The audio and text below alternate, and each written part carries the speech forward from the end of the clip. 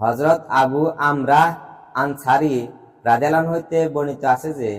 রাসূলুল্লাহ সাল্লাল্লাহু আলাইহি সাল্লাম ইরশাদ করিয়াছেন, আমি সাক্ষ্য দিতেছি যে আল্লাহ ছাড়া কোনো মাবুদ নাই, আল্লাহ ছাড়া কোনো মাবুদ নাই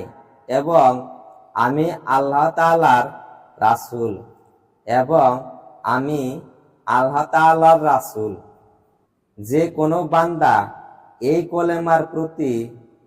কলেমার প্রতি ইকিন করিয়া আল্লাহ তাআলার সহিত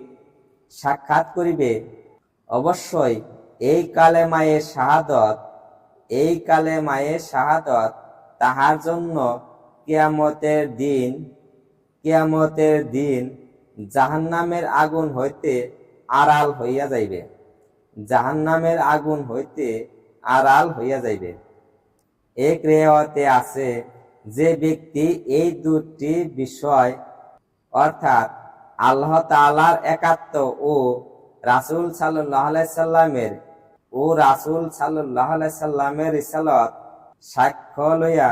আল্লাহ তাআলার সহিত কিয়ামতের দিন সাক্ষাৎ করিবে, আল্লাহ তাআলার সহিত কিয়ামতের দিন সাক্ষাৎ করিবে, তাহাকে বেহেশতে দাখিল করা হইবে, চাই তাহার